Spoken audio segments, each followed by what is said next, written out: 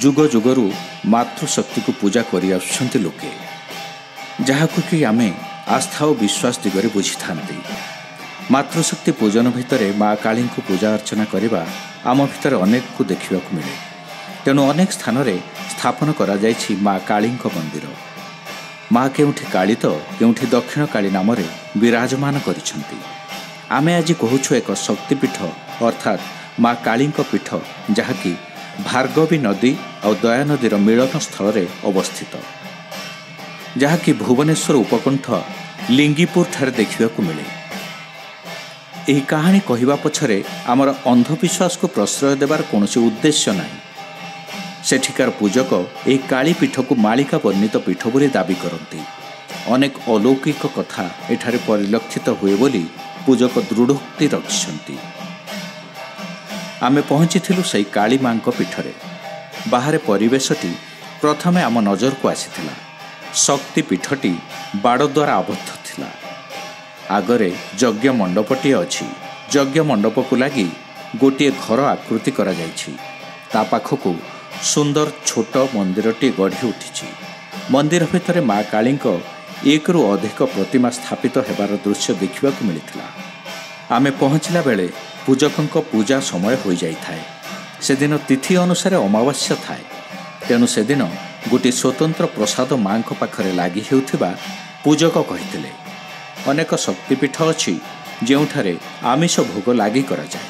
तेणु माँ पीठरे सेठिकार प्रथा अनुଯାयी प्रत्येक अमावास्या माँ काली को पोड़ा माछ भोग लगी करा जाए। से दिन मध्य अमावास्या थाए। तेणु माँ काली निकटरे एठारे पोड़ा माछ भोग भाव लगी करा जाइथिला। आमे लक्ष्य कलु गोटे मागुर माछ को गोटे पानीपूर्ण पात्र रखा होई थाए। यज्ञ मंडपरे मुरुच पकाई प्रथमे जड़े पूजक मंडल काटिले। तापर सेठिकार जी माँ को पूजा करती पवित्र आचार्य से मंडल पाखरे बसी माछटी को पोड़िला पूर्वर प्रथमे मंत्र पढ़ी शोधन कले। तापरे मागुर माछटी को नहीं जीवंत सही मंडल उपरे रखिथिले। हेले गोटे कथा देखा मिलता, मागुर माछटी निश्चल होई पड़ी रहिबा। तापरे ताकू कदली पत्र रे बांधी पोड़ागला।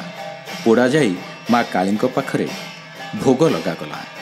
तेबे एठाकार पोड़ा माछ भोग जेतेबेले लागी करा जाए, कुआडे भोग लागी परे देखा जाए जे माछर किछि अंश गायब हो जाई थाए। ठीक जेमिति केही टिके खाई देछि। आउ पूजक पवित्र आचार्य दाबी करती कि एठारे यह ही अलौकिक घटना। आमे मध्य देखिलु पूजक पोड़ा माछ भोग नहीं माँ पाखरे समर्पण करदेले। आउ कबाट बंद करी बाहर को आसी अपेक्षा कले। किछि समय परे कबाट खोली देखती तो प्रकृत रे पूजक दाबी करुथिबा घटना अनुसार भोग लागिथिबा पोड़ा माछर किछि अंश गायब थिला। केवल कंटा और मुंडटी पड़ी रही। तेबे एठिकार स्थानीय बासिंदा मध्य दाबी करती माँकर एही महिमा कथा। अवश्य यार सीधा सड़क प्रमाण आमे देखाइबा संभव नथिला। केवल आमे पूजक एवं ग्रामवासी विश्वास यह सहित आम आखि आगरे घटिथिबा घटना को नहीं आमे आपण मानक सम्मुखरे एही अलौकिक कहानीर वर्णना करिछु। माँ तो ये पूरा प्रत्यक्ष जीवंत ठाकुराणी सबले से भक्त को अनेक चाह बसता। दिनकर घटना दशहरा समय चली थाए। आमर अणसुदिया होता है। भाईना थे महासप्तमी दिन चंडी कर माँ पाखे।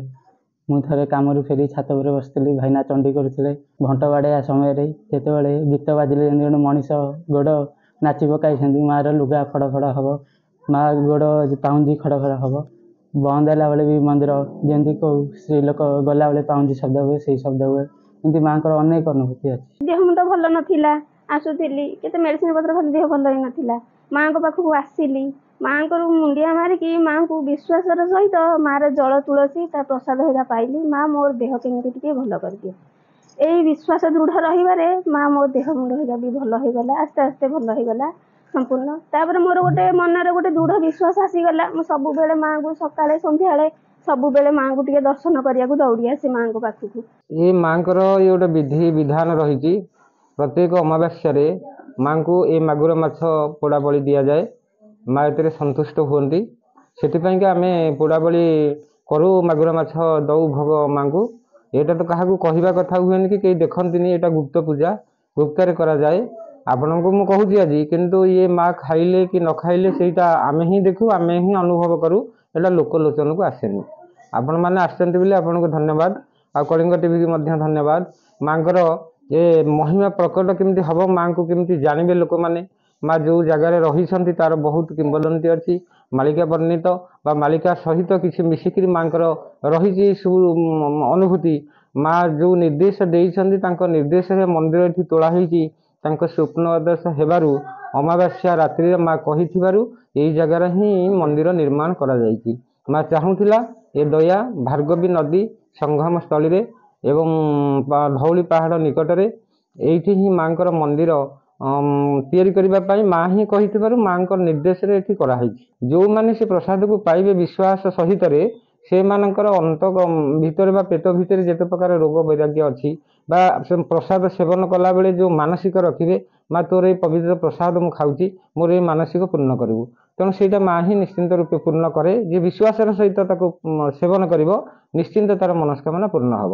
ଦର୍ଶକ ବନ୍ଧୁ, ବିଶ୍ୱାସ ଓ ଅବିଶ୍ୱାସ ଏହା ଭିତରେ ଫରକ ହେଉଛି ଘଟଣାର ପ୍ରମାଣ ଏବଂ ତଥ୍ୟ। ଯଦି ତଥ୍ୟ ଅଛି ବିଶ୍ୱାସ ଆସିବ। ତେବେ ଆମ ଦେଶରେ ବିଶ୍ୱାସର ସଂଜ୍ଞା କିଛି ଅଲଗା। କାରଣ ଏଠି ପଥରଟିଏ ରଖି ସିନ୍ଦୁର ଲଗାଇଦେଲେ ଭଗବତ ବିଶ୍ୱାସୀ କିଛି ନ ବୁଝି ତାକୁ ମୁଣ୍ଡିଆଟିଏ ମାରିବେ। ସେ ବିଶ୍ୱାସର କିଛି ଆଧାର ନଥାଇପାରେ, ହେଲେ ଯେଉଁ ଆଧାରଟି ସୂତା ଖିଅ ଭଳି ରହିଛି ତାର ଦୃଢ଼ତା ଏତେ ଯେ ତାକୁ ଛିଣ୍ଡାଇବା ସହଜ ନୁହେଁ। ତେବେ ଏହି ଭଗବତ ବିଶ୍ୱାସକୁ ନେଇ ଅନେକ ତର୍କ ବିତର୍କ ସିନା ହୋଇଛି ଆଉ ଚାଲିଛି ମଧ୍ୟ, ତେବେ ତାର ସମାଧାନ ହୋଇପାରୁନି। ତାକୁ କେବଳ ବୁଝିଛି ସେଇ ଅନୁଭବୀ। ଭୁବନେଶ୍ୱରରୁ ରାଜାଙ୍କ ରିପୋର୍ଟ, କେ ନ୍ୟୁଜ୍ ଓଡ଼ିଶା।